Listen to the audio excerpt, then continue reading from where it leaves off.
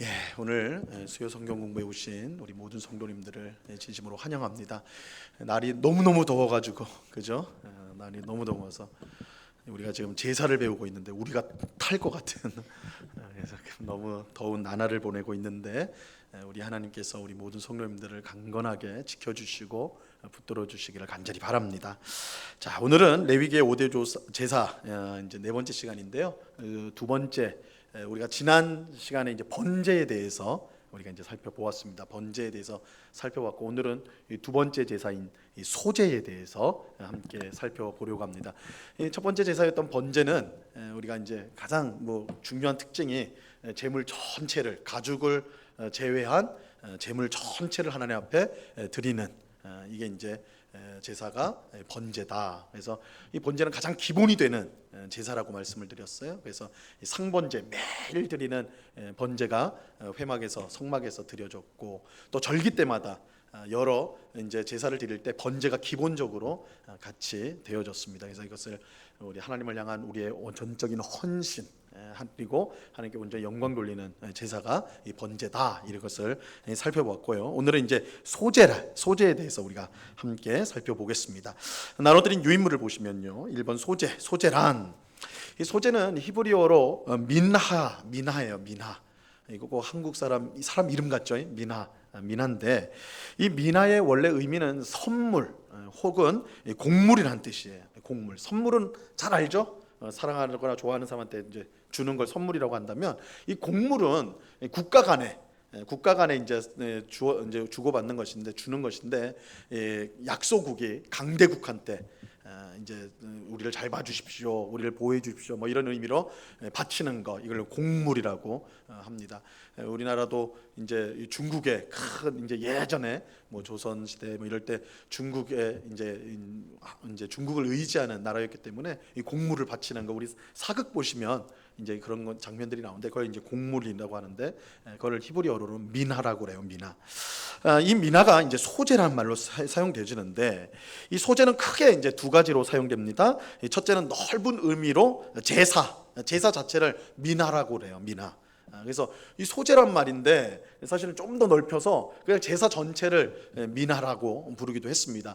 그래서 창세기 4장에 보면 기록되어 있는 첫 제사가 나오는데 누구죠?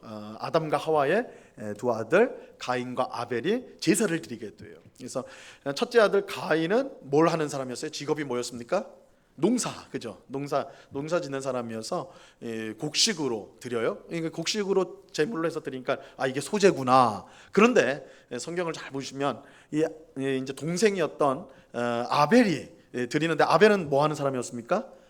그죠? 양을 이제 하는 사람이었으니까 양을 드린단 말이에요. 그런데 그걸 보면 이제 가축 제사인데 그걸 똑같이 소제라고 불러요. 이 미나라는 말이 쓰입니다, 히브리어로. 그래서 이게 미나라는 말이 넓은 의미에서 제사 자체를 뜻하는 거구나 이렇게 이제 알 수가 있고, 이 미나를 좁은 의미로 보면 우리가 이제 오늘 함께 보려고 하는 이 소제 곡물로 드리는 제사를 이제 미나라는 단어가 표현을 하는 것입니다. 자, 이제 소제의 특징을 한번 보시면요, 이 소제의 가장 큰 특징은 가축이 아닌 곡물로 곡물 제물을 드리는 것. 그래서 곡식으로 곡물로 제사를 드리게 됩니다. 물론 이제 이스라엘 백성들은 사실은 이제 우리처럼 별을 하지 않았을까? 쌀 그게 아니니까 거기는 보리하고 이제 밀을 주로 이제 농사를 지었어요. 그래서 이제 오순절 시기가 되면 보리가 나오고 그다음에 이제 칠칠절 되면 밀 추수를 하게 됩니다. 그래서 그걸 가지고 하나님 앞에 이제 드리게 되는데 이 보리하고 밀만 한 것이 아니라 사실은 곡물 외에도 핵곡식 그리고 기름, 포도주 그리고 과일즙 이런 것들도 이제 이 소제물로 함께 드렸다라는 것을 알 수가 있습니다. 그래서 곡물 제사가 가장 기본적인 건데 거기에도 곡물 외에도 기름, 포도주, 과일즙 이런 것들도 소제로 함께 드렸습니다. 자, 대표적인 소제는 대제사장이 매일 아침과 저녁에 바치는 매일의 소제가 있었어요. 매일의 소제. 그래서 이때는 이제 고운 가루를 이제 10분의 1 에바, 10분의 1 에바 양으로 드렸다. 그런데 이 10분의 1 에바면 어떤 거 되는가? 1 에바가 22리터였어요. 22리터. 이거 상당히 크죠? 22리터라고 하면 2리터 여러분 콜라 1병으로 해서 11개 아닙니까? 그죠? 1리터짜리 22개 아니에요? 그 10분의 1이니까 2.2리터 예, 분량으로 해가지고 매일 아침과 저녁으로 하나님 앞에 소제를 드렸습니다. 대제사장이 소제를 드렸어요. 자, 그 밑에 말씀이 있습니다. 우리 레위기 6장 20절 21절인데 같이 한번 읽어볼게요. 아론과 시작. 아론과 그의 자손이 기름 부음을 받는 날에 여호와께 드릴 예물은 이러하니라. 고운 가루 10분의 1 에바를 항상 드리는 소제물로 삼아 그 절반은 아침에 절반은 저녁에 드리되 그것을 기름으로 반죽하여 철판에 굽고 기름에 적셔 썰어서 소제로 여호와께 드려 향기로운 냄새가 되게 하라. 그죠? 고운 가루 10분의 1 에바 2.2리터를 항상 드리는 소제물로 삼아라. 그 절반은 아침에 그 절반은 저녁에. 아침과 저녁으로 이렇게 소제를 하나님 앞에 드렸습니다. 이게 이제 소제를 단독적으로 드리는 건데, 그런데 이 소제는 우리가 이제 앞에 번제 볼 때도 번제도 다른 제사들과 함께 기본적으로 드리는 제사라고 말씀을 드렸는데, 이 소제도 마찬가지예요. 이 소제를 이렇게 독립적으로 드리는 경우가 몇 경우가 있었지만, 이 대제사장이 드리는 경우하고 이게 이제 우리가 여기 쓰지는 않았지만 그 어떤 남편이 아내가 뭔가 좀 수상해요. 아내가 이 평소에 아주 집안일도 잘하고 막 그러는데 언젠가부터는 막 집에 늦게 오고 막 딴 데 돌아다니고 막 그래. 그래서 남편에게 의심이 생긴 거예요. 이 사람 딴 남자 생긴 게 아닌가. 근데 증거는 없어요. 근데 이 말을 하는데 왜 이래 굉장히 집중해서 들으시는 것 같은데 하여튼 증거는 없어. 그럼 어떻게 해요? 그 부인을요, 자기 부인을 제사장에게 데려갑니다. 데려가가지고 의심의 소제라고 그래서 소제를 바쳐서 이 여인이 진짜에게 이 혐의를 갖고 있는 게 진짜인지 거짓인지 그런 작업을 할 때 이 의심의 소제를 드리게 돼 있어요. 그러니까 그것도 이제 소제만 독립적으로 드리는 특별한 케이스죠. 그런데 이처럼 대제사장이나 뭐 의심의 소제나 이런 것 외에는 대부분 소제는 다른 제사와 함께 드려졌습니다. 함께 드려졌어요. 대부분의 경우 가축을 드리는 제사와 함께 이제 드려지는데, 가축을 드리는 제사에 이 소제, 이렇게 곡물을 드리는 소제와 포도주를 붓는 전제, 이걸 우리 저번에 첫 시간에 기억하실지 모르겠어요.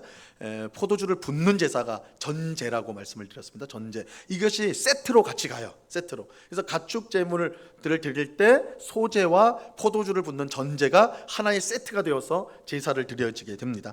자, 밑에 민수기 15장 3절에서 5절 말씀인데 한번 잘 보세요.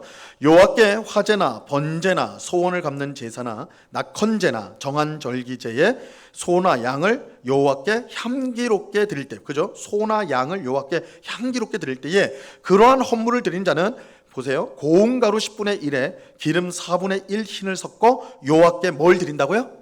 소제, 그죠? 소제를 드릴 것이며, 그러니까 함께 드리는 거예요. 가축 제물에다가 제사에다가 함께 이 소제를 드린다. 그리고 5절에 보면 번제나 다른 제사로 드리는 제물이 어린 양이면 전제로 포도주 4분의 1 흰을 준비할 것이요. 그래서 포도주를 붓는 제사를 함께 드리는, 이 세트로 같이 갔다. 가축을 제물로 드리는 제사에 소제하고 포도주를 붓는 전제가 함께 어우러져서 항상 하나님 앞에 제사가 드려졌다. 그래서 소제는 독립적으로 드려지기보다는 이렇게 다른 제사와 함께 드려졌다는 것이 하나의 특징입니다. 자, 3번을 보세요. 소제는 가난한 사람들을 위한 제사였습니다. 이런 특징이 있어요. 가난한 사람들을 위한 특징. 전통적으로 랍비들, 이 랍비들은 유대교의 선생님들이죠. 유대교의 선생님들을 랍비라고 부르는데, 랍비들은 소제가 가난한 자를 위한 번제의 대체물이다, 이렇게 주장을 하였습니다. 실제로 우리가 번제를 배울 때도 이제 가난한 사람들을 위해서는 뭘 드리라고 그랬어요? 소나 양이나 염소 같이 비싼 제물을 못 드릴 때 뭘 드려요? 비둘기. 그죠? 비둘기를 드리라고 했는데 비둘기조차 감당이 안 될 때, 그때는 이제 소제를 드리게 돼 있는 거예요. 그래서 이 랍비들은 이 가난한 성도들을 위해서 하나님께서 번제, 동물, 가축 대신에 이 소제를 드릴 수 있도록 그렇게 했다. 그래서 가난한 자들을 위한 번제 대체물이다, 이렇게 말하기도 했습니다. 가축을 드리는 일반 제사보다 곡물을 드리는 제사는 가난한 사람들에게 경제적으로 덜 부담스러웠어요. 그러면 이거는 그러면 아무나 손쉽게 할 수 있는 거냐? 사실 꼭 그런 것도 아니에요. 이 성경에 보면 우리가 고운 가루란 말로 계속 쓰는데 이걸 솔레트라고 그래요. 솔레트, 이제 히브리 말로 솔레트라고 하는데 이거는 굉장히 사실은 고급 재료였어요. 아주 잘 갈아서 아주 고급 음식에 넣는 곡물가루가 이 솔레트입니다. 그러니까 이게 아무리 이제 가축보다는 싸다 해도 그 자체로는 이제 일반적인 곡물보다는 비싼 거였어요. 그래서 우리가 기본적으로 제사는 하나님 앞에 귀한 것을 드린다라는 원칙에 맞는 것입니다. 그러니까 두 가지죠. 하나님은 가난한 성도를 위해서 그 형편에 맞게 드릴 수 있도록 방법을 냈는데, 그럼에도 불구하고 하나님께 드리는 것은 귀한 것이어야 됐다. 이것을 우리가 이제 알 수가 있습니다. 자, 특히 이제 속죄제로 드려지는 소제의 경우, 그다음 페이지에 있습니다. 값비싼 유향과 기름을 넣지 않도록 하였어요. 우리가 이제 좀 이따 보면 소제를 드리는 방법이 있는데, 고운 가루를 만 드리는 게 아니라 거기에다가 기름과 유향을 함께 합니다. 함께 포함을 시켜요. 그런데 속죄제를 위한 소제의 경우에는 유향과 기름을 빼요. 넣지 말라고 그래. 왜 그러겠어요? 기름과 유향이 비싸요. 이 고가품이거든요. 그러니까 그거 빼라. 그러니까 이게 이제 정말 가난한 성도를 위한 이제 배려로서 하나님께서 그렇게 하신 것입니다. 이것을 통해서 우리가 분명히 알 수 있는 것은 하나님은 자기 백성을 만나는 일에 정말 큰 열정을 갖고 있어요. 나는 가난해가지고 저는 시간도 없고 여유도 없고 돈도 없고 그래서 난 하나님 앞에 나갈 수가 없어요. 하나님은 그렇지 않아요. 방법을 내세요. 난 너와 만나기를 원한다. 그래서 친절하게 이렇게 다 방법을 내주시는 거예요. 자, 레위기 5장 11절에 이렇게 되어 있습니다. 만일 그의 손이 산비둘기 2마리나 집비둘기 2마리에도 미치지 못하면 그의 범죄로 말미암아 고운 가루 10분의 1 에바를 예물로 가져다가, 그죠? 고운 가루 10분의 1 에바, 이건 딱 소제죠. 속죄 제물로 드리되 이는 속죄제인즉 그 위에 기름을 붓지 말고 유향을 놓지 말라. 이렇게 말씀합니다. 이 속죄제라는 것은 죄를 지었을 때 죄 사함을 위해서 드리는 특별한 제사인데, 이거는 하나님과 우리가 이제 하나님과 만난다고 할 때 죄가 있으면 하나님 만날 수가 없는 거예요. 그래서 속죄제를 반드시 드려야 되는데 가난한 사람들은 드릴 재물이 없단 말이에요. 살 수가 없어요. 그러니까 하나님 뭐라는 거예요? 고운 가루만 가지고 와서 드려라, 속죄제를. 난 너와 만나기를 원한다, 열망한다, 이렇게 되는 것입니다. 자, 4번을 보세요. 소제물에 절대 넣어서는 안 되는 재료가 있습니다. 소제물에 절대 넣어서는 안 되는 재료가 있는데 누룩과 꿀이에요. 누룩과 꿀을 넣어서는 안 됩니다. 누룩을 넣어서는 안 되는 이유는 그것이 부패를 상징하기 때문에 그래요. 이 누룩을 넣으면 변형이 되잖아요. 이 변형이 되는 것을 이 부패로 이제 변질되는 것으로 그렇게 생각을 했습니다. 그래서 여러분, 성경에는 이 누룩 자체에 대해서 굉장히 부정적이에요. 누룩에 대해서 굉장히 부정적으로 보게 됩니다. 그래서 여러분들 6월절에도 이제 그 6월절 식사를 할 때도 빵을 먹을 때 누룩을 넣으면 안 돼요. 그죠? 무교병을 먹으라고 돼 있죠. 무교병.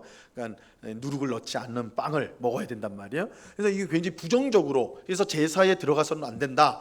근데 신약 성경에서도 이 누룩이라는 것은 굉장히 부정적인 이미지입니다. 예수님께서 이 누룩에 대해서 얘기했는데 바리새인들의 누룩을 조심해라, 그렇게 말을 해요. 이 바리새인들의 누룩이 뭐냐? 그들의 위선이다.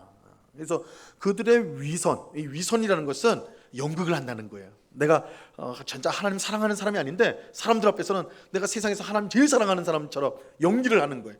이게 바리새인들의 누룩이다, 위선이다, 이렇게 했거든요. 그 모습을 보고 위선을 따라갈까봐 막으시는 거예요. 그래서 그 누룩을 이제 그게 바리새인들의 누룩이를 너희가 조심해야 된다, 이렇게 이제 말씀하고, 사도 바울도요, 적은 누룩 때문에 전체가 불결해진다, 그 누룩의 영향으로 타락하게 된다, 이렇게 말을 해요. 자, 고린도전서 5장 6절인데요. 너희가 자랑하는 것이, 같이 한번 읽어봅니다. 시작. 너희가 자랑하는 것이 옳지 아니하도다. 적은 누룩이 온 덩어리에 퍼지는 것을 알지 못하느냐. 그래서 이 누룩에 대해서 굉장히 이제 부정적으로 이런 변형시키는 그 성질 때문에 누룩은 이제 이게 아주 부정적인 것으로 간주가 됩니다. 그래서 소제물에 절대 넣어서는 안 되는 게 누룩이에요. 누룩. 자, 누룩 말고 또 한 가지 있는데 꿀이에요. 꿀을 넣으면 안 됩니다. 이상하죠? 꿀은 좋은 건데, 꿀은 몸에도 좋고 맛도 좋고 다 좋은데 하나님 왜 꿀을 넣지 말라고 하셨을까? 그 성경에서 이제 꿀은요, 우리는 꿀 생각하면 다 벌이 만든 꿀 생각하죠. 그죠? 다른 종류로 생각 안 하잖아요, 꿀. 근데 성경의 대부분의 경우는 벌이 만든 꿀이 아니라, 그거는 이제 있긴 해요. 그런데 아주 적고 대부분은 과일즙이에요, 과일즙. 이걸 이제 꿀이라고 그래요. 이 가나안 땅은 과일즙을 이제 만드는 것으로 아주 유명한, 생산하는 것으로 유명한 게 가나안 땅이었습니다. 그럼 지금도 과일이 많이 생산되는, 수출되는 곳이 이스라엘입니다. 가나안 땅이죠. 그래서 이제 우리나라에는 이스라엘 과일을 먹기가 뭐 그렇게 편한 것 같지는 않은데, 제가 이제 독일에서 이제 좀 살 때 거기서 그 과일집에 가면 다 이스라엘 찍어요. 이스라엘 배도 있고 뭐도 있고 다 이스라엘에서 넘어온 과일이 굉장히 많아요.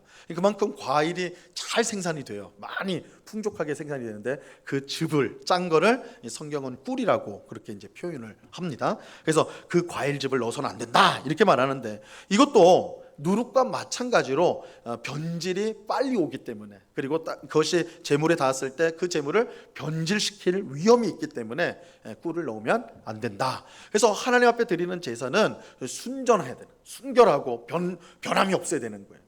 그래서 뭔가 변형이 생기고 그렇게 되면 그걸 불결하게 보았던 것입니다. 그래서 이 소제물에는 이 두 가지, 누룩과 꿀은, 과일즙은 절대 넣어서는 안 된다 이렇게 이제 말씀하고 있는 것입니다. 그래서 소제하면 이 두 가지가 금지됐다. 누룩과 꿀이 금지됐다. 과일즙이 금지됐다.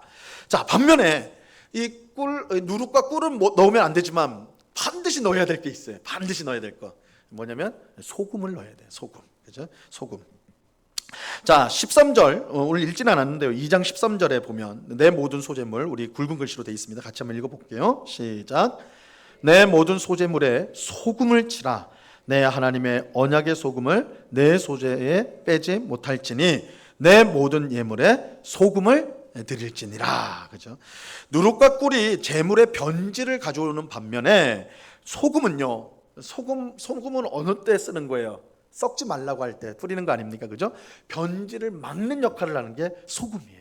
그래서 이 소금은 불변성, 변하지 않는 것의 대표 물건이 바로 이 소금이라고 할 수가 있습니다. 그래서 이 제물을 드릴 때 하나님 앞에서 온전하게 부패하지 않고 썩지 않은 것을 상징하기 위해서 소금을 넣어라 이렇게 말씀하는 것입니다. 소금은요, 고대 근동에서, 이 고대 근동이라는 것은 옛날 성경 시대에 그 이스라엘 가나안 지역, 애굽부터 가나안, 그 위에 이제 뭐 바벨론, 아수리아, 이 지역을 다 고대 근동이라고 불러요. 고대 근동. 이 고대 근동에서 동맹, 친목, 약속, 충성의 맹세를 할 때 이 소금이 사용이 되어졌습니다. 그래서 지금도 이제 있는데, 유목민은 뭐냐면 이제 가축 어느 곳에 딱 집을 짓고 사는 게 아니라 계속 돌아다니는 거예요. 이제 보통은 짐승을 키우죠. 한 자리에 머물지 않으니까 농사를 안 짓습니다. 그럼 이제 가축을 키우면서 사는 사람들이 유목민이에요. 그럼 이제 그 가축에 먹이를 주기 위해서 그 먹이가 많은 곳으로 이제 돌아다니는 것이죠. 아브라함이 유목민이었죠, 그죠? 아브라함이 가나안 땅 계속 돌아다니잖아요. 요셉과 야곱 마찬가지로 다 유목민이었습니다. 근데 지금도 이제 베두인족이라고, 유목민 베두인족이라고 있어요. 그런데 그들의 관습을 보면 이제 유목민이기 때문에 여러분 한번 생각해 보세요. 막 계속 돌아다니면 친구만 만나면 좋겠지만 세상에는 좋은 사람만 있는 게 아니라 나쁜 사람들도 많죠. 그러다 보니까 자기의 안전을 지키려면 우리가 만나는 사람이랑 저 사람이 내 친구인가 원수인가 이걸 구별하는 게 중요한 거예요. 그죠? 그리고 가능하면 친구로 삼는 게 좋겠죠. 그래야지 서로를 보호해 줄 수 있는 거 아니에요. 그래서 동맹을 맺어요. 우리 가문하고 당신 가문하고 우리 같이 서로 보호해 줍시다. 서로 물건도 서로 나눠 갖고 이렇게 합시다 라고 할 때, 그 동맹을 맺을 때 우리는 요즘에는 뭐 다 외교 문서 사인하잖아요. 대통령 둘이 딱 해서 사인해가지고 딱 교환하잖아요. 이 베두인족은 이 소금을 함께 먹는다고 그래요. 그 의미인 거예요. 그러니까 소금처럼 우리의 지금의 관계가 변치 않아야 된다, 이런 의미로 소금을 먹었다라는 거예요. 그러니까 이 소금이라는 자체가 이제 우리가 사는 문화와는 달리 이 고대 근동에서, 이스라엘에서는 이 불변성, 변치 않는 것들을 아주 강하게 상징한다는 것을 우리가 알 수가 있습니다. 그래서 이제 13절 방금 우리 읽은 13절에 보면 이 소금을요 뭐라고 부르냐면 하나님의 언약의 소금이라고 부르고 있어요. 하나님의 언약의 소금. 여러분 언약이란 말은 굉장히 중요한 말입니다. 왜냐하면 하나님께서 그의 백성인 우리와 관계를 맺으실 때 언약을 통해 관계를 맺으세요. 이 성경에 언약이라는 말이 나올 때 대표적인 문구가 있어요. 제가 이거 몇 번을 말씀드렸는데 이 언약 공식이라고 말씀을 드렸죠. 나는 너희의 하나님이 되고 너희는 내 백성이 되리라. 그래서 제가 10년 동안 떠들었는데 한 10년 더 하면 될 것 같아요. 그죠? 나는 너희의 하나님이 되고 너희는 내 백성이 되리라. 이걸 용어를 조금 바꾸면 나는 너의 신랑이 되고 너희는 내 신부가 되리라. 내가 너의 아버지가 되고 너는 나의 나는 너의 아버지가 되고 넌 나의 자녀가 돼. 너는 나의 자녀가 된다. 그죠? 아버지 자녀 또한 신랑 신부 하나님 백성 왕이죠. 왕 백성. 이게 이제 언약 관계예요. 언약 관계. 그래서 이 언약 관계에 언약의 소금이다 그랬을 때는 하나님과 우리와의 관계가 언약의 소금이니까요 변치 않는다는 거예요. 그래서 하나님이 우리를 자기 백성, 자기 자녀, 자기 신부로 삼았을 때 그 관계는 변치 않는다. 영원히 변치 않는다. 영원히 변치 않는다. 이 말은 하나님께서는 우리의 하나님으로서 아버지로서 신랑으로서 그 노릇, 그 역할을 끝까지 변치 않고 하시겠다는 거예요. 이게 언약의 소금이란 뜻이에요. 혹은 다른 데 보면 소금 언약이란 말이 나오는데 그런 뜻이에요. 하나님은 결코 자기의 역할을 포기하지 않으신다. 이게 이제 잘 보여주는 성경이 호세아서입니다. 호세아서 구약의 호세아 선지자는요 오늘날로 말하면 굉장히 뭐라고 해야 되나요? 굉장히 비극적이라고 해야 되나요? 하나님께서 호세아 선지자한테는 부인을 점지해 줬어요. 부인. 너는 아무하고나 결혼하면 안 되고 내가 지시하는 여인하고 결혼해야 된다. 그 여인이 누구냐? 고멜이란 여인인데 이 고멜이란 여인 어떤 여인이에요? 몸을 파는 여인이었어요. 남자한테 돈 받고 자기 몸을 파는 여인이에요. 근데 거룩한 선지자인 호세아에게 너 고멜이랑 결혼해. 하나님이 명령을 하신 거예요. 기가 막히죠. 몸을 파는 어떻게 보면 선지자가 사실은 가장 거룩한 여인이랑 결혼해야 맞겠죠. 가장 거룩한 하나님의 말씀을 전하는 사람이 선지자인데. 근데 어떻게 보면 자기 몸을 파는 하나님 앞에 죄인 중에 죄인인 그런 여인과 결혼하라고 하나님 명령하신 거예요. 근데 선지자는 하나님 명령하면 따라야 되잖아요. 그래서 결혼을 해요. 결혼을 하고 자녀도 2명 낳습니다. 그러면 고멜이 정신 차렸구나. 역시 선지자를 만났으니까 남편 잘 만나가지고 변했구나 이렇게 생각하기 쉽지만 그 어떻게 돼요? 도망가요. 고멜이 도망가요. 만족이 되겠어요? 그죠? 자기 쾌락, 욕망을 따라 살던 여인이 선지자 만나가지고 맨날 가정 예배합시다, 기도합시다. 이게 되겠어요, 그죠? 도망가 버렸. 자녀 둘 놓고는 도망가 버렸어요. 근데 하나님이 더 기가 막힌 명령을 내려요. 뭐라고 그래요? 데리고 오라고 그래요. 데리고 오라. 남의 품에 간 그 여인을요 데리고 오라는 거예요. 어떻게 데려와요? 또 돈 내고 데려오는 거예요, 그죠? 기가 막힌 일이에요. 있을 수 없는 사실은 감당하기 어려운. 근데 하나님께서 호세아 선지자한테 이렇게 가혹한 명령을 하신 이유가 뭐예요? 이 호세아 선지자를 통해 이스라엘 백성에게 드라마를 보여주는 거예요. 드라마를. 오늘날 우리는 TV를 통해서 드라마 보잖아요. 근데 그 당시에는 그런 거 없으니까. 그러니까 실연이에요. 실연. 완전 실제로 연기를 하는 거예요. 자기의 인생을 걸고 호세아는 누구예요? 누구를 상징할까요? 하나님. 고멜은요? 이스라엘 백성이에요. 이스라엘 백성은 출애굽한 이후로 하나님이 자기 백성 삼은 이후로 끊임없이 고멜과처럼 계속 하나님이 아닌 자기 신랑 하나님이 아닌 바알에게 아세라에게 다른 남자를 찾아다녔다고요. 이게 고멜이에요, 고멜. 근데 하나님과 이 고멜이 결혼을 한 거예요, 그죠? 호세아가 고멜과 결혼했듯이 하나님이 이스라엘 백성과 결혼을 했는데 이스라엘 백성들이 계속 도망가는 거예요. 근데 하나님은 어떻게 해요? 데리고 오잖아요. 너 도망갔어, 넌 끝이야. 이게 보통일 텐데 하나님 그렇게 안 해요. 데리고 와요. 왜요? 남편이기 때문에 그런 거예요. 언약 때문에 그런 거예요. 언약을 깨트릴 수가 없는 거예요. 하나님은 깨트릴 수가 없어요. 하나님 깨지 않아요. 이스라엘 백성은 그걸 계속 깨트리는데 하나님은 그걸 깨트리지 않는다. 그래서 여러분 이제 요즘에 이제 좀 결혼 풍속을 보니까 우리 젊은 우리 청년들 결혼하는 거 보니까 사실 요즘에 주례도 없이 하는 경우 많습니다. 예배식으로 안 하는 건 뭐 물론이고 주례조차도 없어요. 그리고 성혼 이제 결혼 선언이나 이런 것들도 다 없어요. 보니까 남편이 아내에게 아내가 남편에게 해주는 뭐 편지 읽고 뭐 그리고 서로 잘했다 막 이렇게 하고 그게 결혼이래. 근데 이게 굉장히 중요한 걸 놓치고 있는 거예요. 기독교적으로는 기독교에서 결혼은 언약이에요, 언약. 그래서 우리가 결혼하는 거지만 우리가 다 멋대로 하는 게 아니에요. 하나님 앞에서 우리가 결혼을 할 때 언약이 두 사람을 묶어버리는 거예요. 그래서 두 사람이 살다가 어려움이 있어요, 힘든 일이 있어요. 그래서 정말 미워졌어요. 헤어지고 싶어요. 결혼을 깨고 싶어요. 그래도 못 깨는 게 왜요? 언약으로 묶여 있던 거예요. 이 하나님이 자기 백성하고 관계 맺을 때 이 결혼의 비유를 하는 게 이게 언약이 묶어버리는 거예요. 그래서 이 청년들이 하나님 앞에 예배하면서 언약식으로서 결혼식을 하는 게 올바른 것인데 오늘 시대에 이게 너무나 가벼워졌다는 것은 참 비극적인 일이에요. 어쨌든 이거 언약으로 묶어버리는 거예요. 묶어버리는 거예요. 그래서 하나님은 하나님 노릇을 하시겠다라는 거예요. 그것이 이제 소금으로 표현이 되는 거예요. 변치 않는다. 하나님은 변치 않는다. 하나님 변치 않는다. 그러면 우리는 어떻게 해야 돼요? 하나님 변치 않으니까 우리는 마음대로 살면 되겠구나. 그러면 돼요? 안 된다는 거죠. 우리도 그 언약에 합당한 삶을 살아야죠. 남편이 그렇게 사랑하는데 난 남편의 사랑을 이렇게 받으니까 다른 남자도 좀 사귀어보고 그래야 되겠다. 그런 부인이 있다면 그건 정말 비극적인 것이죠.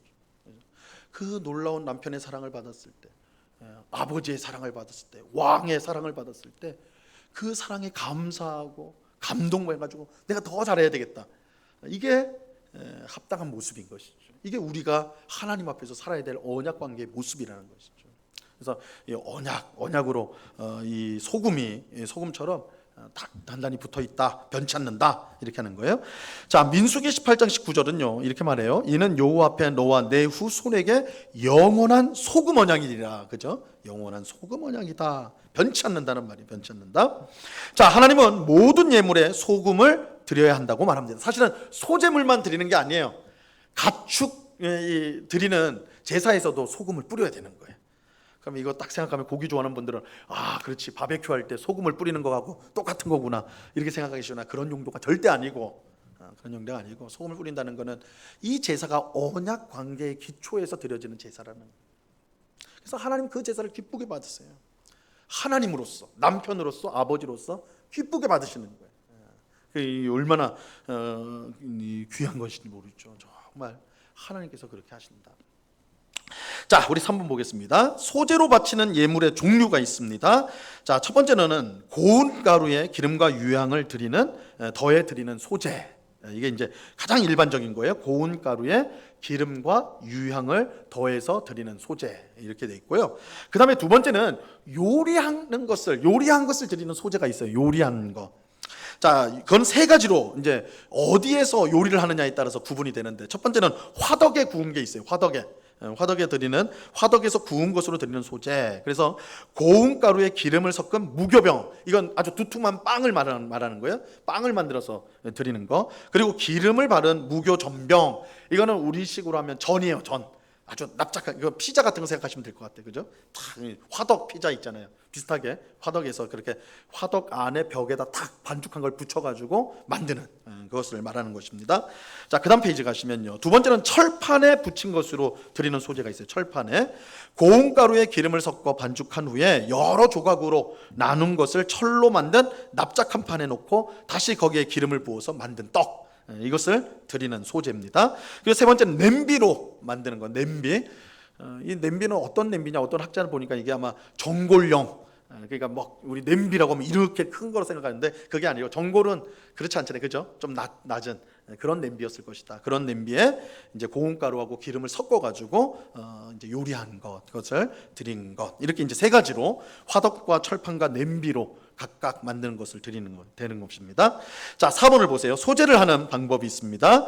이제 우리 번제를 드릴 때도 마찬가지였어요. 번제를 드릴 때 제사를 드리는 사람이 소나 양이나 염소나 비둘기를 들고 오죠. 회막 제사장에게로 오는 겁니다. 마찬가지로 여기서도 소제물을 들고 오는 거예요. 소제물. 제사를 드리는 사람이 소제물인 고운가루와 기름 유향을 제사장에게 가지고 옵니다. 딱 가져왔어요. 회막에 있는 제사장에게 딱 가져왔습니다. 그럼 제사장이 어떻게 하느냐? 딱 가져온 것을 거기서 이제 이 고운가루 촥이랑 거기다가 이제 유향은 이제 그 나무에서 나오는 뭐라고 그러죠? 그걸 수액이라고 하나요? 진액이라고 하나요? 그 나오는 거 있잖아요. 끈끈한 거. 그거를 고체로 만든 게 유향이에요. 이게 보스웰리아라는 나무에서 이제 나오는데, 제가 이 레위기 공부할 때 선생님이 경동시장에서도 판대요. 그래서 가서 한번 사보라고 그러는데, 이 보스웰리아라는 나무의 진액으로, 그게 진액을 고체로 만든 게 유향입니다. 이 유향은 고대 사회에서는 굉장히 비싼 고가품 중에 하나였습니다. 고가품 중에. 그래서 아기 예수님 태어났을 때 동방 박사들이 와서 드린 세 가지 예물이 있죠. 뭐예요? 황금, 유향이죠. 그렇죠? 그다음에 몰약. 이렇게 세 가지를 드려요. 유향이 굉장히 귀한 거예요. 그러니까 왕으로 태어난 분에게 아무거나 드릴 수 있습니까? 그죠? 귀한 거. 그래서 이 유향이 아주 귀한 것이다 알 수가 있는데, 자, 그래서 이제 고운가루에다가 기름하고 유향을 얹어가지고 이제 다 드리는 게 아니라 번제는 다 드리는 거죠. 근데 이 경우 소제의 경우에는 이 사람이 이제 이렇게 가져왔어요. 뭐 이렇게 뭐 딱 가져왔으면 제사장은 거기서 한 웅큼을 집니다. 한 웅큼을 줘요. 그러니까 한 주먹 정도 되는 거예요. 한 주먹을 딱 집어가지고 그것을 바쳤습니다. 그걸 그 한 웅큼이라고 하는데, 한 손으로 딱 집은 그걸 뭐라고 하냐면 기념물이라고 표현을 해요. 기념물. 아즈카라라고 하는데, 기념물로 딱 이렇게 해가지고 드리는데, 이것도 이제 학자들을 따라서 좀 달라요. 이 레위기 이 제사 제도는 사실은 학자들마다 의견이 굉장히 다양합니다. 왜냐하면 성경이 아주 구체적으로 말하지 않아요. 여러분, 이렇게 움켜쥐면 뭐가 문제가 될까요? 고운가루에 유향이 있고, 유향은 고체니까 그것까지는 괜찮아요. 기름은 뭐예요? 액체잖아요. 젖어버릴 거 아니에요. 그럼 그거를 이렇게 집으면 손에 어떻게 될까요? 다 묻겠죠. 하나님께 드리는 게 손에 이렇게 묻으면 그 좀 그렇잖아요. 그죠? 제사장의 손에 막 떡지덕지 돼버리면 이거 하나님께 이거 온전히 드리는 게 안 되잖아요. 그래서 어떤 학자들은 이렇게 이제 고운가루에 이렇게 쌓여진 것에 위에 이제 유향을 놓고 거기다 기름을 했을 때 기름이 위로부터 이제 좀 스며들 거 아닙니까? 그죠? 그러면 아래쪽에 손을 이렇게 밑으로 넣어가지고 펐다라는 거예요. 이렇게 퍼가지고 이렇게 이제 태웠다, 제단에서 이렇게 태웠다, 이렇게 이제 표현해요. 이렇게 한다고 하는 사람도 있고 이렇게 한다는 사람도 있고, 정답은 천국 가서 확인을 해야 돼요. 어쨌든 그렇게 이제 한 움큼을 해가지고 드리게 됩니다. 자, 그거를 기념물이라고 부른다는 거, 기억하고요. 아즈카라, 그럽니다. 아즈카라. 자, 3번을 보시면요, 이 소제물에 가면 남은 게 있을 거 아니에요. 그죠? 한 움큼만 하니까 위에서 집든지 아래로 올리든지 한 움큼만 하니까 나머지 남아있는 거 있잖아요. 그 남아있는 건 어떻게 하느냐? 그건 다 제사장 몫이 되는 거예요. 제사장에게 줍니다. 그럼 제사장이 그걸 가지고 다른 데 못 나가요. 회막 안에서 그것을 음식으로 먹어야 되는 거예요. 왜냐하면 그것은 지극히 거룩한 것이기 때문에. 그래서 제사장만 이걸 먹을 수가 있었습니다. 제사장만 회막 안에 한쪽에 마련된 뭐 식당 같은 게 있었겠죠. 거기서 이제 이걸 조리하든지 아니면 조리된 것을 먹든지 해가지고 그 안에서 나머지는 제사장에게 주어졌습니다. 자, 이렇게 이제 소제가 진행이 됩니다. 자, 우리 마지막으로 이제 볼 게 이제 그럼 이 소제가 오늘 우리들에게 어떤 교훈을 주는가 있는데, 자, 1번 기념물 아즈카라라고 그랬어요. 자, 밑에 있는 2절 말씀은 우리 함께 같이 한번 읽어보겠습니다. 아론의 자손 같이 읽습니다. 시작. 아론의 자손 제사장들에게로 가져갈 것이요, 제사장은 그 고운가루 한 웅큼과 기름과 그 모든 유향을 가져다가 기념물로 제단 위에서 불사를 지니 이는 화제라, 여호와께 향기로운 냄새니라. 자, 기념물이란 말을 했는데, 기념물, 이 기념물이란 말은 아즈카라, 히브리어로 아즈카라인데, 이 아즈카라는 말은 또 어디서 나왔냐면 자카르라는 단어가 있어요. 자카르는 굉장히 중요한 단어예요. 우리 지금 주일마다 신명기 말씀 보잖아요. 제가 몇 번 말씀드렸습니다. 신명기에서 중요한 단어가 있다고. 기억하라. 기억하라. 신명기 굉장히 중요해요. 항상 하나님께서 모세를 통해 백성에게 기억해라 그러거든요. 이 단어가 자카르예요. 그리고 이 자카르에서 나온 그 말이 아즈카라, 기념물이라는 뜻이에요. 근데 이 아즈카라는 뭐냐면 기억나게 만들다라는 뜻입니다. 기억나게 만들다. 그래서 이 단어가요, 이 중요한 이유는 오직 소재에만 써요. 소재와 관련해서만. 다른 용도로 안 쓰입니다, 이 단어가. 그러니까 이거는 소재하고 전문적 딱 소재에만 쓰임 받는 아주 전문 단어구나, 이렇게 해서 우리가 이제 알 수 있습니다. 자, 어떤 사람이 소재를 드릴 때 그 소재는 하나님으로 하여금 그 사람과 관련된 것을 기억하도록 만드는 거예요.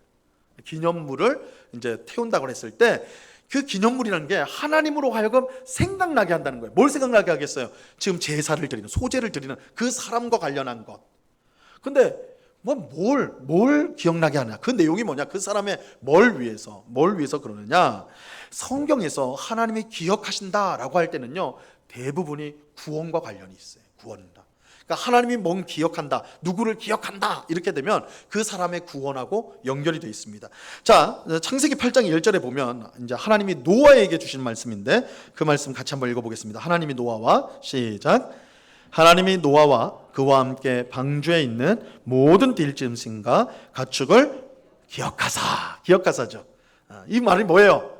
방주에 있는, 하나님이 노아와 그와 함께 있는 방주에 있는 모든 들짐승과 가축을 기억했다라는 말이 뭐예요? 내가 그냥 알고 있어, 너희들 안 까먹었어, 이거예요? 아니죠. 이 모든 홍수가 이제 다 이제 홍수 중에 지금 방주에 있는 거니까 이 홍수로부터 너희를 구원할 거야, 그렇죠?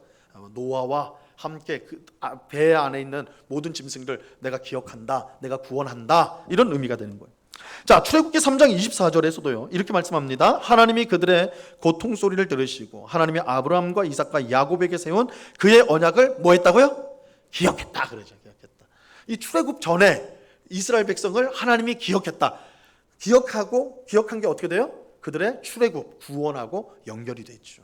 그래서 이 하나님이 기억을 했다라는 것은 구원과 관련이 있어요. 구원.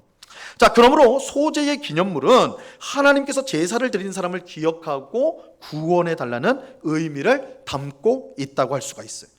우리의 예배는 하나님으로 하여금 우리를 기억하게 하셔서 구원을 베푸시는 역사를 일으킨다라고 할 수가 있는 것입니다. 자, 그래서 이 기념물 아즈카라가 하나님으로 하여금 우리 고난 가운데 혹은 죄 가운데 하여튼 그런 위급한 상황인데 우리를 하나님이 생각하게 하셔서 우리를 구원토록 하는 것이다. 이게 이제 소재에 담긴 의미라는 것입니다. 자, 2번을 보시면요, 또 다르게 이제 기념물을 해석을 할 수가 있는데, 기념물은 제사를 드리는 사람의 모든 것이 하나님으로부터 빚진 것인데, 하나님으로부터 다 왔는데 그중 일부를 드림으로써 이 아즈카라 기념물을 한 움큼이라고 그랬어요. 전체가 아니라 한 움큼입니다. 그죠? 한 움큼 일부를 드림에도 불구하고 하나님이 그것을 어떻게 하신다고요? 기쁘게 받으신다. 기쁘게 받는다. 이것은 우리의 모든 것은 하나님으로부터 주어진 것이죠. 하지만 하나님은 그중 일부를 드림에도 그것을 기쁘게 받으신다는 거예요. 그래서 이 기념물은 우리의 삶이 하나님의 은혜다라는 것을 이제 보여주는데, 여러분 이게 우리가 드리는 이제 헌금의 의미죠. 그죠? 사실은 여러분들이 열심히 일해가지고 뭐 남편이든 또 뭐 여러분들이 우리가 열심히 일해서 월급을 받고 돈을 받아요. 우리가 딱 드는 건 내가 열심히 한 달 동안 일했으니까 받은 것, 내 것이라는 의식이 우리 가운데 있어요. 그러나 이것을 우리가 신앙의 눈으로 원론적으로 따지고 보면 우리가 살아있는 거, 활동하는 거, 그죠? 우리가 일할 수 있는 거, 모든 것들은 누가 주신 거예요? 하나님이 주신 거예요. 하나님이 주시지 않으면 우리가 무슨 월급이고 뭐고 없어요. 살 수 있는 존재도 아니에요. 그러다 보니까 사실 모든 게 하나님 거예요. 하나님 거. 그런데 우리가 하나님 앞에 드린다고 했을 때, 뭐 헌금이라고 한다면, 주일날 예배 와서 헌금을 드린다 할 때는 우리가 가진 것의 일부를 드리죠. 사실은 다예요. 나한테 지금 100만 원 있다면 100만 원 다 하나님 거예요. 근데 우리는 100만 원 중에 10,000원을 드려요. 하나님 앞에 드린단 말이에요. 그럴 때도 하나님은 그 일부지만 그것을 기쁘게 받으신다. 이 기념물 중에는 그런 생각이 있는 거죠. 그래서 우리가 이제 소재를 드리는 사람이 하나님 앞에 이렇게 가져왔을 때 일부만 이렇게 해서 하나님 앞에 드려질 때 예배자는 어떻게 생각해야 돼요? 내 모든 것이 하나님의 은혜입니다. 그죠? 근데 하나님은 모든 걸 요구하시지 않고 일부만 드렸는데도 하나님 그걸 기쁘게 받으십니다. 하나님의 은혜를 깊이 생각하게끔 하는 게 이 기념물이다. 그래서 여러분, 우리가 헌금을 드린다고 할 때도 우리는 사실은 헌금의 액수, 헌금의 크기에 대해서 우리가 관심을 가질 때가 많지만, 사실은 헌금의 본질은 액수에 있는 게 아니라 거기에 내가 무엇을 담고 있냐예요. 우리 많이 들으셨죠? 예수님이 헌금함 앞에서 헌금하는 모습을 보면서 한 가난한 과부의 헌금을 가장 크게 받으셨다, 가장 큰 헌금이라고 말씀하시잖아요. 500원짜리 동전 2개였거든요. 근데 어떻게 그게 부자들보다 수백만 원, 수천만 원 내는 부자보다 큰 헌금이 될 수 있을까요? 예수님 뭐라고 하냐면 그 여인은 생활비 전부를 넣었다 그래요. 자기 생명을 넣었다는 거예요. 과부는 자신의 생명을 넣었다. 그러니까 하나님은 헌금의 액수가 아니라 그 헌금에 그 사람이 뭘 집어넣냐는 거예요. 정말 하나님이 내 인생의 주인이시고 모든 것이 하나님의 은혜입니다 라는 고백을 담아서 드리는 일부의 헌금, 하나님 그 기쁘게 받으신다. 이게 이제 이 기념물로, 우리가 이제 기념물을 통해서 우리가 알 수가 있는 것입니다. 자, 3번을 보세요. 또 기념물은요, 하나님께서 우리에게 일용할 양식을 베푸신다는 사실을 기억하게 만드는 거예요. 그래서 어떻게 보면 이 소제가 대제사장이 매일 아침 저녁으로 드린다고 그랬죠. 또 곡물 제물이라고 그랬습니다. 그래서 우리의 매일 먹는 양식하고 이 소제를 연결시킨다면 이 기념물은, 하나님 앞에 기념물은 매일매일 하나님이 우리를 살게 하십니다를 우리로 하여금 기억하도록 하는, 그래서 하나님으로 기억하게 만드는 것이기도 하지만 우리가 그걸 보면서 또 하나님의 은혜로 내가 살아가는구나, 이것을 알게 해주는 것이죠.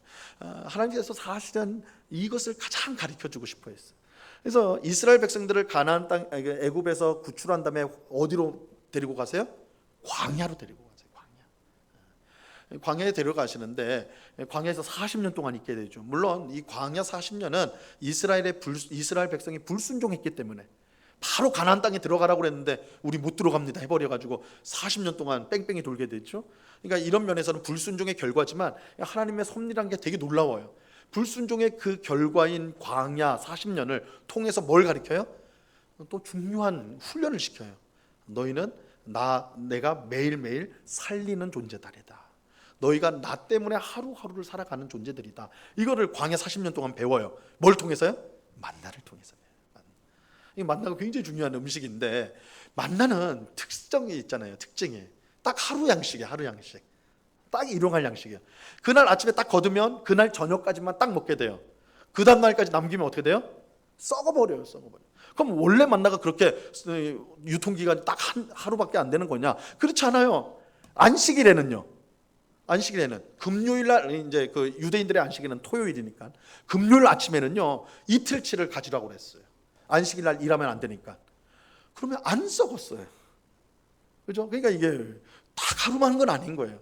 하나님 굉장히 특별한 음식을 주시는데 이 만나는 일용할 양식, 하루치. 이 말은 이스라엘 백성들이 매일 아침에 나갈 때마다 새벽에 만나 거두러 갈 때마다 무슨 생각을 해요? 오늘도 하나님이 나를 살리시는구나, 살게 하시는구나. 오늘도 하나님께서 내게 먹을 것을 주시는구나. 내가 사는 것이 내게 재산이 있어서 뭐가 있어서가 아니라 하나님이 나를 살게 하셔서 사는구나. 이게 만나를 거두러 갈 때마다 이스라엘 백성들이 훈련받는 거예요. 40년 동안 훈련받는 거예요. 신약 성경에 오면 예수님이 그것을 가지고 주기도로 만드시죠. 주기도에 뭐라고 그래요? 일용할 양식을 주옵시고. 일용할 양식이 만나예요. 하루치 양식이란 뜻이에요. 일용할 양식이란 말은 단 하루치 양식을 주십시오. 이 말은 뭐예요? 기도할 때 하나님 한 달치 양식, 1년치 양식, 10년치 양식 주시라고 하면 얼마나 좋아요. 예전 분들이 그런 말씀하시잖아요. 쌀독에 쌀이 떨어지면 불안한 거 아니에요, 그죠? 딱 그냥 쌀통이 딱 꽉 차면 마음이 편안하고, 그죠? 요즘에는 안 쓰지만 연탄 창고에 연탄이 꽉 찬 것만 보면 그것만 봐도 배가 부르고, 그렇잖아요. 그 인간의 심성이거든요. 쌓아놓으면. 그래서 우리 쌓아놓으려고 그러잖아요. 부족하면 불안해서 못 산다고요. 근데 예수님은 아니다. 너희는 하루하루 일용할 양식을 구해라. 그 기도를 매일 해야 되는, 주기도는 매일 양식을 구해야 되는 거죠. 하루하루 하나님을 의지하는 삶을 살아야 된다. 이것을 가르쳐 주는 거예요. 그러니까 이 소재의 기념물이 그것을 우리에게 가르쳐주는 거예요. 우리가 하루하루 하나님을 의지하여 살아간다. 하나님이 오늘을 살게 해주세요. 그래서 너무 염려하는 건 사실은 예수님이 염려하지 말라고 그랬으니까, 염려하는 거는 하루를 넘어갔기 때문에 염려하는 거예요. 우리 생각에 내일, 모레, 일주일 후, 5년 후, 10년 후 생각하니까 깝깝한 거야, 인생이. 나 10년 후에 어떡하지? 그러니까 막 노후 계획했어. 요즘에 20, 30대들도 너 노후 계획했어 막 이러고 있는. 내일도 잘 모르는데 막 수십 년 후를 막. 인간의 본성이거든요. 근데 하나님이 그거 아니다. 하나님 백성 그거 아니다. 하나님 백성은 매일매일 하나님을 의지하며 살아가는 거다. 물론 그렇다고 해서 우리는 적금도 할 필요도 없고 집을 살 필요도 없고 뭐 할 필요도, 이 말은 아닙니다. 그렇게 극단적으로 받아들이면 안 되고, 우리의 삶의 태도가 하나님께서 우리를 매일매일 살게 하신다. 내가 매일매일 하나님을 의지해야 된다. 이게 신앙의 원리다라는 것입니다. 그래서 예수님이 그 기도를 만나를 통해서 그 기도를 또 가르쳐 주신 것입니다. 이 기념물이 우리로 하여금 그렇게 생각하게 만든다는 거예요. 자, 두 번째, 우리가 첫 번째는 기념물을 받고, 두 번째 누룩과 꿀을 넣지 말라고 했습니다. 이 누룩과 꿀은 변질을 뜻하는 거예요. 변하는 거, 변질되는 건 하나님께 드릴 수가 없어요. 그런데 이 하나님께 드릴 수 없을 뿐만 아니라 변질되는 것은 우리 믿음의 공동체 안에서도 해악을 끼칩니다. 그래서 예수님은 바리새인의 누룩을 주의하라고 하셨고, 바울도 묵은 누룩을 내어버려라. 그래서 공동체 안에서 이런 악한, 더러운 이런 일들을 방치해서는 안 된다는 거예요. 그거를 이제 이 공동체가 그런 악한 것들은 물리쳐야 된다. 교회 안에 어떤 하나님의 말씀에 어긋나는 불순종하는 그런 일이 있다면 그거 단호하게 배격하고 물리쳐야 된다. 변질시키는 거. 그거 왜 그러냐면 그게 전염이 되는 건 전염이 되니까. 그래서 그걸 막아야 된다. 그래서 하나님께 누룩과 꿀이 없는 예물을 드려야 했듯이 삶을 산 제물로 드리는 우리도, 이제 신약 시대에는 우리가 더 이상 가축을 안 드려요. 그죠? 우리가 소제물도 안 드립니다. 뭘 드려요? 우리 몸을 드려요. 로마서 12장 1절. 우리 몸을, 그죠? 살아있는 산 제물로 드리는 거예요. 우리 몸을 드리는 것인데, 삶을 산 제물로 드리는 우리도 오직 순전함과 진실함으로 살아가야 된다. 그래서 하나님 변질된 것들을 받지 않으신다. 그래서 누룩과 꿀을 받지 않으신다. 과일즙을 받지 않으신다. 우리의 삶이 하나님 앞에 순전하고 진실해야 된다라는 것들을 우리에게 교훈하고 있는 것입니다. 자, 마지막 3번입니다. 하나님의 언약의 소금. 하나님의 언약은 영원합니다. 절대 변치 않습니다. 하나님은 언제나 우리에게 하나님답게 행동하실 것입니다. 우리의 의가 아니라 우리에게 하나님답게 행동하실 것입니다. 자, 그렇다면 남는 건 우리가 하나님 백성답게 사는 거예요. 이게 이제 언약을 성취하는 겁니다. 언약을 따라 사는 겁니다. 그래서 하나님은 그렇게 살기로 하셨어요. 하나님 변치 않으세요. 소금이에요. 우리도 거기에 맞춰서 살아가야 돼요. 언약에 합당한 삶을 살아가야 됩니다. 자, 우리는 예배 때마다 하나님이 함께 하심을 우리는 믿을 수가 있어요. 여러분, 특별히 우리 공예배, 주일 오전 예배를 우리가 공예배라고 하는데, 공예배는 그 자리에 하나님이 계시다는 걸 우리는 확신해야 됩니다. 이 확신의 이유는 내가 성령 충만하게 예배당에 왔기 때문에 확신하는 게 아니라, 막 삶에 치이고 정신없이 막 하고 이 자리에 앉았다 할지라도 하나님은 그 자리에 계세요. 왜 그럴까요? 우리는 어떻게 그걸 확신할 수 있습니까? 언약 때문이에요. 언약 때문에. 나는 너희의 하나님이 되고, 나는 너희의 하나님으로서 이 공예배는 하나님과 약속이거든요. 우리가 약속한 겁니다. 하나님하고 우리가 일주일에 이 하루 이 시간 하나님 만나십시다. 하나님께서 내가 너희를 만나겠다. 네, 만나겠습니다 하고 약속을 정한 걸, 그래서 공예배라고 부르는 거예요. 함께, 그걸 공통된 약속이에요. 공적인 약속이에요. 그래서 이 공예배. 그래서 하나님은 그 시간에 그 자리에 함께 하세요. 그러면 중요한 건 뭐예요? 우리예요. 하나님은 이곳에 계신데 우리는 와가지고 하나님이 오셨는데 하나님에 대한 생각은 전혀 안 하고, 집에 가서 밥을 뭘 먹을까, 그죠?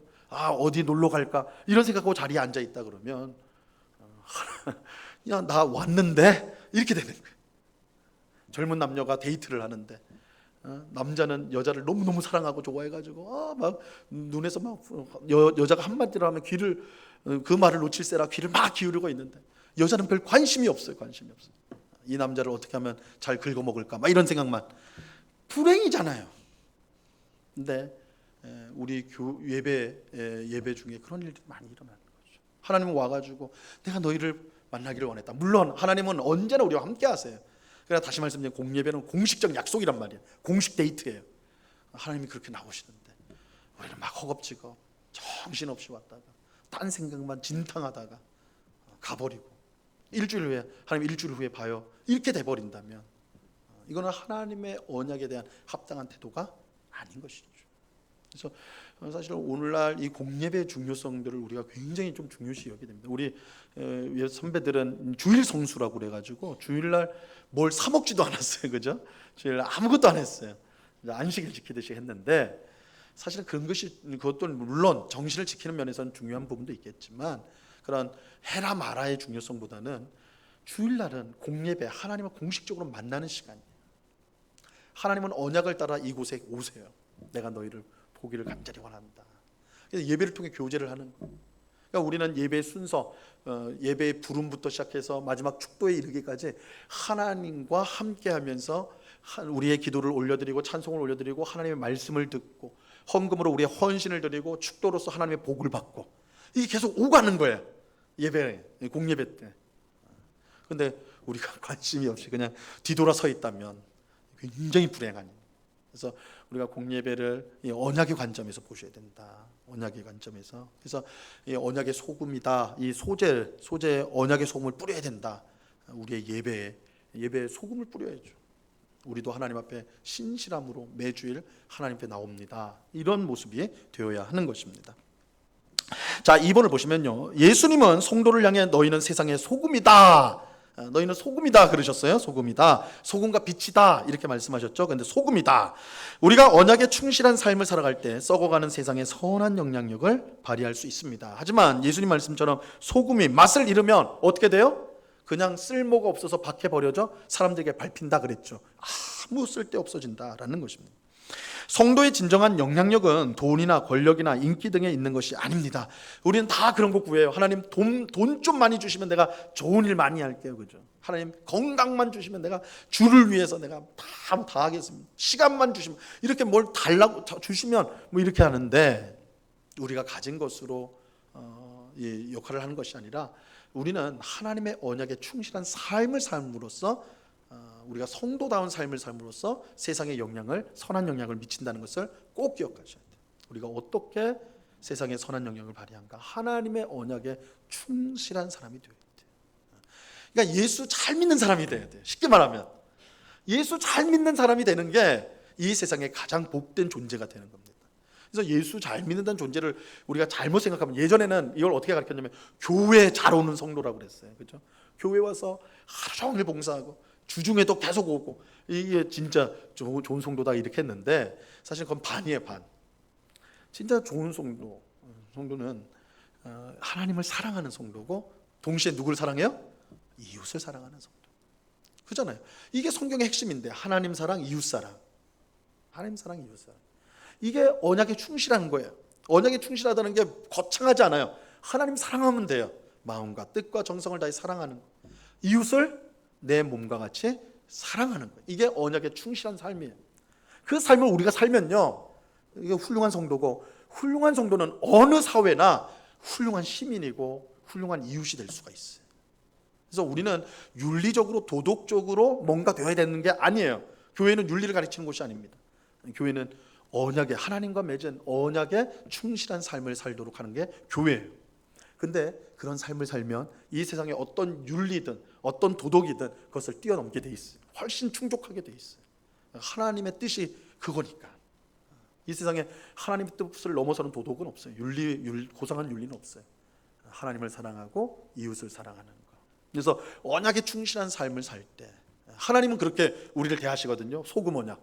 우리가 그렇게 할 때에 우리는 가장 좋은 이웃이 될 수가 있고 성도가 될 수가 있는 것입니다. 그럴 때 세상 가운데 소금처럼 부패한 것을 변질을 막는 소금처럼 우리도 그런 역할을 하는 복된 성도가 될 수가 있는 것입니다.